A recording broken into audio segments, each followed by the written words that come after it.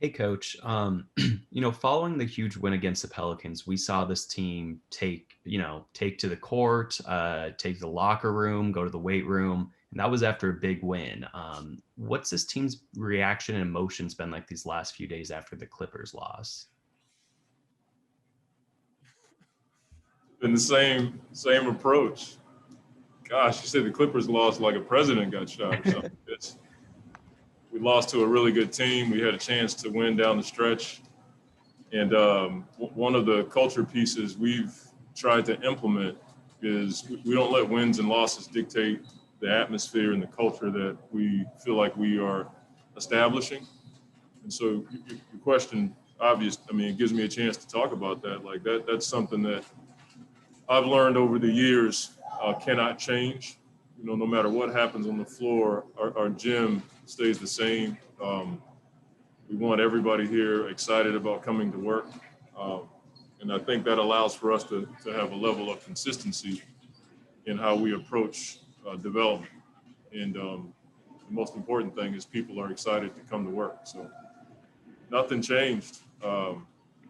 Yesterday was the same as any other day we try to have around here. We teach, we grow, and we get after it. And going off that, you've been preaching staying in that middle ground for a while now. Just when did that mentality set in for you? Was that as a coach? Was that as a player? And why is that such a key in order to get this team where you want them to go? Yeah, I mean, I guess listening to other companies and different organizations that I got a chance to visit when I was working in management, the Spurs offered me an opportunity to scout, but it also gave me a chance to go see a lot of different teams and different organizations um, do their thing. And I started to notice something about the good teams. And then, listening to guys that I had coached before, they didn't always feel excited about coming to work because they thought that I was going to, push them in a way that diminished their talent. And I really had to take a deep look at my approach. And it was one of my prayers that if God ever gave me a chance to be a head coach again, I wanted to be excited about work every day myself, but I also wanted the players to have the same feeling. When they got up out of the bed, they felt really good about coming to work. And so a number of things played into it.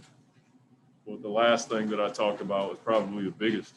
I had some really straight black and white conversations with guys that I coached, and what I heard back, I was ashamed, to be honest with you. I didn't realize it, and that's why the communication between those guys was really important for my growth. Apologies if I don't pronounce this correctly, but next up is Dwayne Rankin with the Arizona Republic, followed by Sirat Sohi. Hey, Coach. Looking at Toronto, struggling right now, and just hearing what they were saying after last night's game, they seem pretty upset about how they're playing. When you're playing a team that's used to winning, and then they're not winning, what kind of challenge do you see coming tomorrow night when you're playing a team like that? Our challenge is us. Like, we just lost a game also that we felt like we could have won. So we're no different than Toronto. They're desperate. We play with an urgency and desperation every night. So that our challenge is to play to our standard, not base what we do on what another team is feeling or their situation. And so Okay. that's something that we have to focus on every time we step on the floor, whether it's the teams who've won championships or playing against teams who haven't. It shouldn't dictate how we play. Okay. And just to follow up, obviously, Aaron Baines, you coached him obviously last year, and he's obviously now into Toronto. What are you seeing in him? And just maybe reflect a little bit on what it was like to coach him last year. I mean, he's with a new team. Obviously, he's Aaron's a guy that can do a lot of things on the floor. He can pass, he can shoot it. Defensively, he draws charges. He was one of the best in the league last year, especially at his position doing that. So we learned a lot being around Aaron. His experience on the national team, his experience in other organizations really helped us. And, he and Rachel were a big part of our program. And, I was grateful to be able to coach Aaron. When DA went down last year, Aaron stepped up big time. It allowed us to get off to a good start, having a guy of his caliber in the backup position. Next is Sirat Sohi with Yahoo Sports, followed by Mark McClune. Hey, Coach. I've got a few for you, but first I was just wondering if you might be willing to share some of the conversations that you had with, or maybe one of the conversations that you had with former players. Oh gosh, I can't say the guy, but there was one conversation where a player told me, he said, Coach, all the guys love playing for you, but there were some days where we were afraid to play our game because we were afraid to make mistakes. And that was the one thing that really made me feel like an idiot, to have any one of our players not feeling like they could be themselves in our gym. I didn't like that. So it was something that, I hope I've learned from, and hopefully I can, show a level of growth that helps our team now. A lot of the things that you're saying right now, they remind me a little bit of Jay Wright. And I know that you visited Villanova. Was that one of the schools that had an influence on you? And if so, Yeah. how? I've never been to a gym where I saw that many jump stops in my life. I was blown away at how many times those guys dribbled to the paint, jump stop, pivot, pass, jump stop, pivot, pass. And they all did it, and they all bought in. Mm-hmm. And you've seen the results from Coach Wright's program. I mean, every year he's successful. And you go to their practices and you see guys that are going hard and playing the right way and committed to each other. Those are the kinds of opportunities that I had. And then getting a chance to talk to the staff.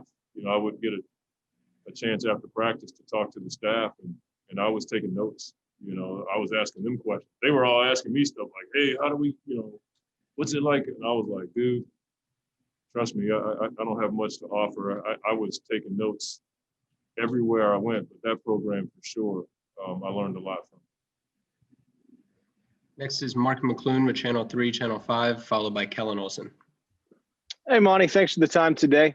Hey, just to kind of further that a little bit, just the dynamic and the relationship with Chris Paul to kind of implement your vision. It takes a point guard, and the dynamic and the relationship between a head coach and a point guard. Are you guys, how would you describe how the two of you have gotten on the same page or getting on the same page here early in the season with an abbreviated camp? Is it a crash course? Are you guys spending extra time talking together before games, after games, in practice to get your vision onto the floor? Well, I think if I had to phrase it, it's our vision.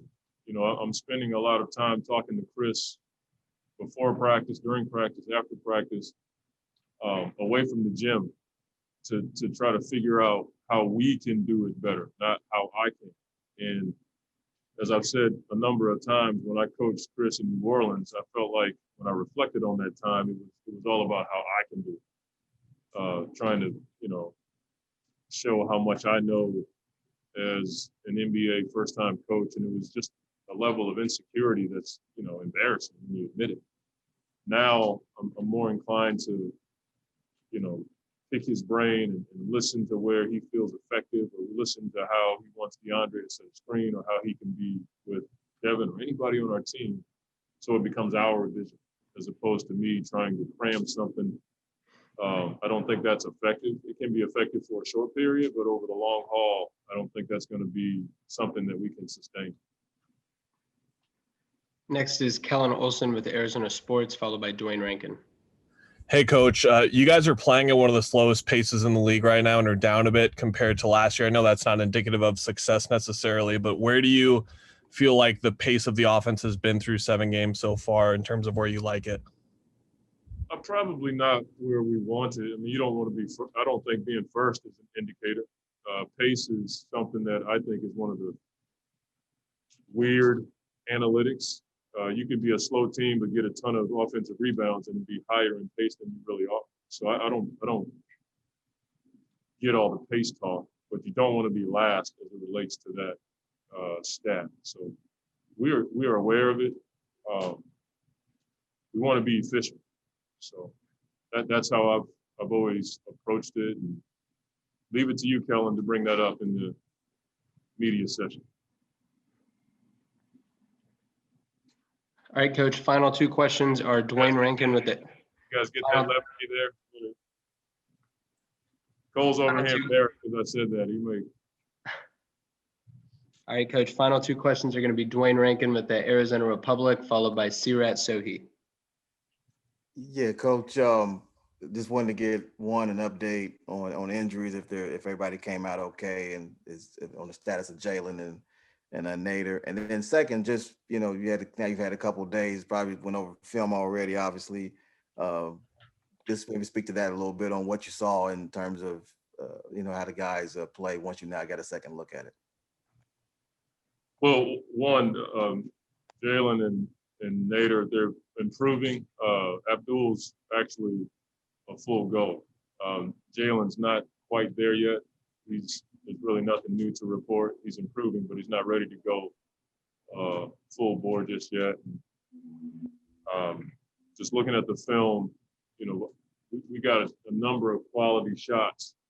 They made a number of tough shots against us. I mean, Paul George was making shots off the dribble, threes and twos all night long. Some of those shots you have to live with because they were non-paint twos.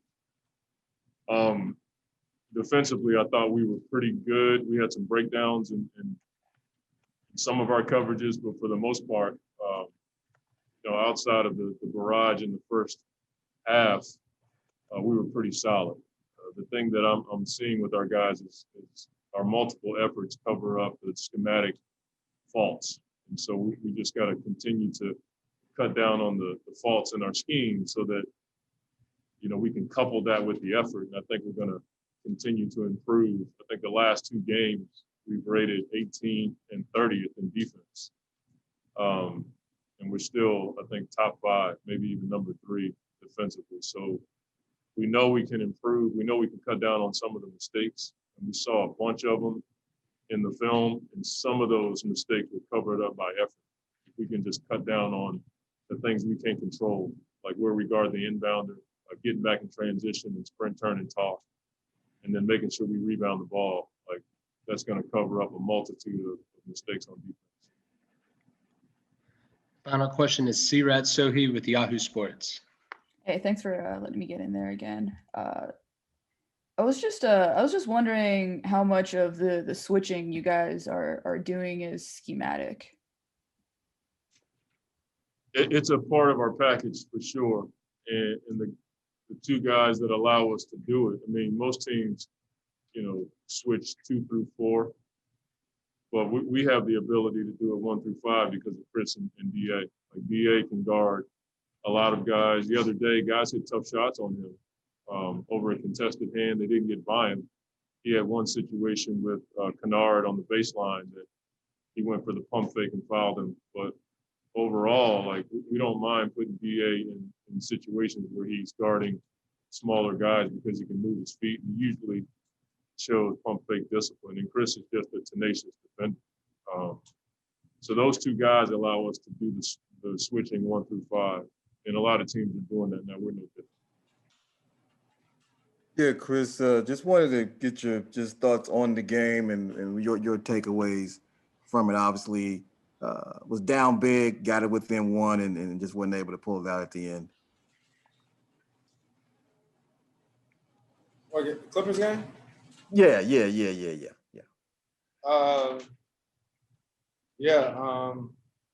We didn't necessarily get stopped when we needed to execute the way we're capable of, but we gave ourselves a chance. And just to follow up, I don't know if you have anything to add to this, but obviously with you and Paul George you know, in the game, and it got heated obviously between Paul and Devin. Just your, you know, view on that. I mean, is this something that, because it looked like that you were looking at Paul like, hey man, like come on, like you had that look on your face, like I don't know if he realized what actually happened. So just curious your thoughts on all of that. It is what it is, man. You just keep playing and move on. Next up is Tom Leander with the Phoenix Suns, followed by Mark McClune.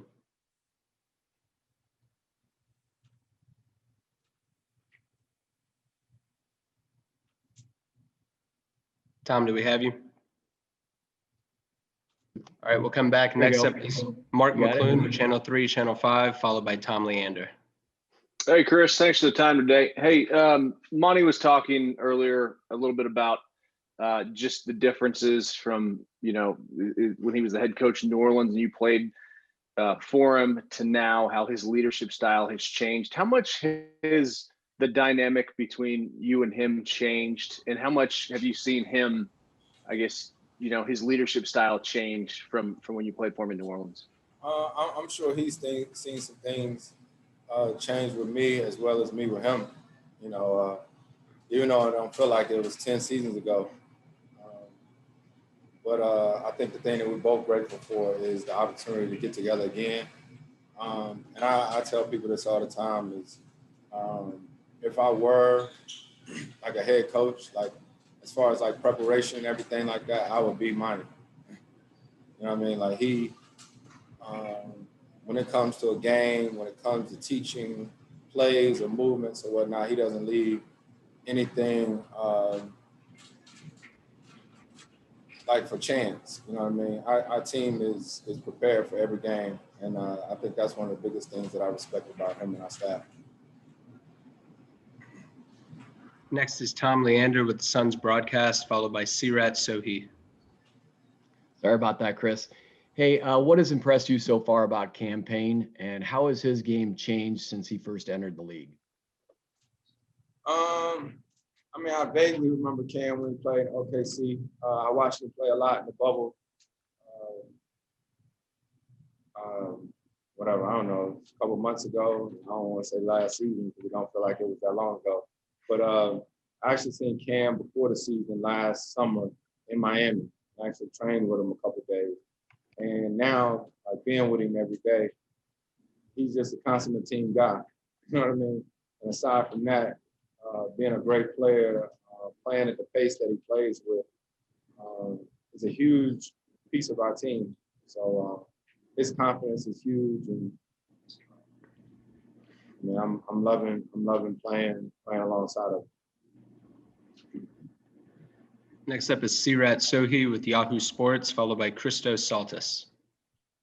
Hey, Chris, I kind of just wanted to take you back a little bit. You mentioned in your opening press conference that one of the things that you watched was the speech that Monty gave after the bubble. I was just wondering, you know, where you were and what it I guess made you think at the time. I was in the bubble. Oh, right. It didn't make me think at the time. You know, I just paid attention to it because I know him.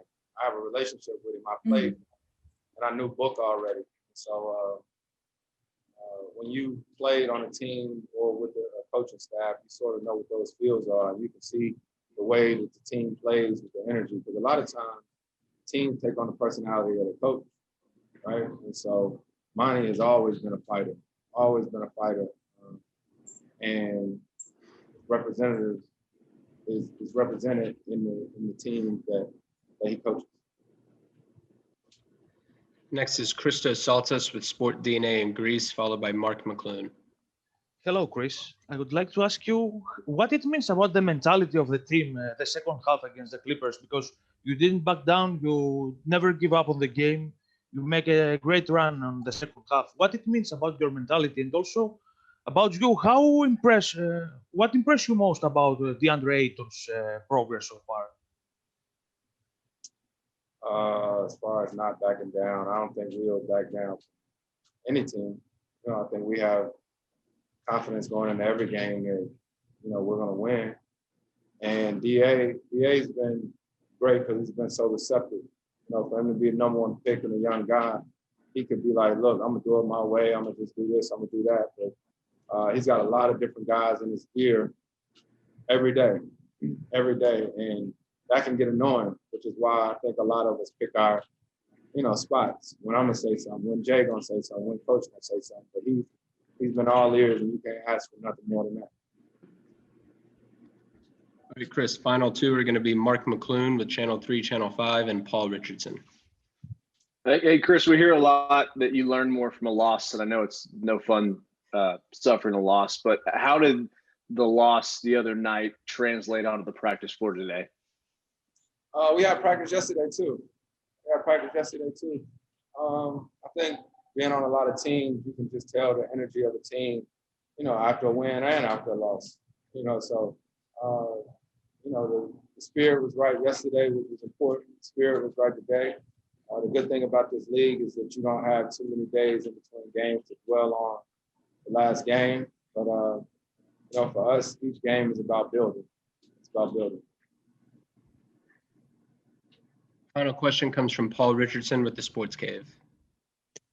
Hey, Chris, saw that KD came down or is out 4 games for a contact tracing. When something like that happens, how cognizant of it are you in reminding each other, I guess, to maybe be extra careful, or is there another level of careful that you could go to with all the craziness out here, just trying to stay safe? I don't know the details of the situation with KD, but we all are trying to be extremely careful, not just as athletes, as basketball players or whatever. I think just as humans, as people. My family came in and visited a couple of weeks ago, and you just never know. So I hope Katie is well, but I just want to make sure everyone understands that it's not just us players trying to be careful. Everyone with our staffs, our families, it's bigger than basketball when it comes to fighting this virus. Yeah, Cameron, I'm going to go a little off topic. Just was curious, when you guys have been on the road, you've stayed at hotels, and Cam Johnson was saying they blocked off an area for you guys, so guys can be safe. Is that normal? Like without the pandemic? I mean, was that the case before, or is this something new? I mean, it's not. I wouldn't say it's something new, but I mean, it's not normal as well. I mean, we go through secret passageways to get to the rooms, like the service ways to get to the rooms and things like that. And we don't really use the main elevators. That's probably about the only thing that's kind of different. But majority of the time, I feel like we always on the same floors and always around the team on the same floors. And it's pretty normal outside of using different elevators, I feel, and not really going into the lobby as much. Okay. And just to follow up, you guys are going to have to start wearing these sensors, I guess, traveling and things of that sort. How similar is that to the bubble, and just your thoughts on that? In the bubble, we had the opportunity to use those things. Not everyone used them. You didn't really have to. It was a personal decision. But I mean, if it's for us to, keep us away from COVID, I mean, I feel like, it should be good, all for it. I mean, everyone wants to stay safe and stay, COVID free. So I feel like it'll be all right because we all know the bigger picture. And I mean, whatever we got to get it done for us to keep playing and staying healthy, I feel like it should be all fine and good. Next is Tom Leander with the Phoenix Suns broadcast, followed by Sirat Sohi. Hey, Cam, what's the best advice you've received so far from Chris Paul, and how has he impacted your game? I feel like, man, the way he's impacted my game is me just watching him, watching how he used the pick and rolls. I find a lot of times it's really not about, him telling me. It's about me watching and then going back to and discussing more so than him just telling me, what I should do, because obviously we have different games. But he is, he is like, man, one of the best floor generals I've ever been around. And just to see how he controlled a team on and off the court, it's amazing. He's constantly talking, and that's huge for a point guard. So I feel like that's one of the main things I've learned. Constantly being in contact with the players on the court, constantly talking, constantly just calling out reads, let them know what we in. Just it's the small things that make him really great. I mean, obviously he can score the ball, he can pass the ball, but like I said, it's the talking, and I feel like that's the part that I've been growing in to help my game, to be more vocal and man, get us into our sets, and also man, be talkative on defense. Try to be the loudest one out there on the court. Next up is Sirat Sohi with Yahoo Sports, followed by Gina Mizell. Hey Cam, I was just wondering how you were finding switching. You found yourself on some bigger guys a couple of times. Obviously, there was the video of you and Zion went a little bit viral there. I was just wondering how you were finding that, and also if there was anybody on the team that was kind of helping you work through learning how to guard bigger guys. Well, I mean, one thing, CP, he never wants to. I mean, most of the time we do a lot of things like showing, try to keep the man on the man, but CP big on, I'm just gonna take the switch and I'm gonna be a pesky defender, make them uncomfortable. So that's one of the things I try to go into. And then in practice, we do a lot of big, small box out drills. So, I mean, I just try to take what I learned from practice and carry it over to the court and just try to be the lowest guy, feel like the lowest guy wins. And I mean, that's my job. Even if I don't get the rebound, as long as I get into the guy's body, try to push him out and allow someone else to get the rebound, it's altogether a team effort. Next is Gina Mizell with Suns.com, followed by Christos Saltis. Hey, Cam, you've obviously shot the ball well, even going back to the bubble since you joined this team, but your form is like a tad bit unorthodox in that you don't point your feet straight on. They're a little bit off to the side. So I'm curious if you've always shot the ball that way, and if anybody ever tried to, make you change that, and you're like, no, this is the way it works for me. I'm good. Nah, it's just the way I shoot. I mean, a lot of guys. I mean, I'm left-handed, so obviously you got to look at it a little bit differently. You got to look at it the other way instead of looking at it the right hand way. So for me, it's me being square. It may look different to you guys, but for me, it's being square and making sure I'm lined up, make sure my left side is lined up with the rim. Even though it's a little unorthodox, I mean, I work on it, and the more I work on it, the better it gets. I just try to do as many catch and shoots as I can. Just like I said, keep my body lined up and follow through every time. Next up is Christos Saltis with Sport DNA in Greece. Hello, Cam. I have a two-part question for you. The first one is, what impressed you most about the Phoenix Suns this season? And also, how enjoyable for you is to share the court with Devin Booker? I feel like our defense has been huge for us, and I really like the way we defend the ball. I think we're like top 5 in our defensive rating. So I think, defense wins championships, and that's what we harp on, and that's what we're trying to do. I feel like we got to get better offensively, but like I said, defensively, we're pretty good, and we have to keep getting better in that area. Because if we can stop people, we always get opportunities to get more shots up. And playing along D Book, man, it's awesome, man. He was one of the best scorers I done been on the team with, and he just kind of makes it easier for everyone else on the court. Every team is locked in on him, and the better we play as the other guys, it opens up the floor for him. So I feel like us bench players and the not Book and not CP and not DA, like we got to try to be as good as we can every day to open up the floor for those guys and get them easy shots as well.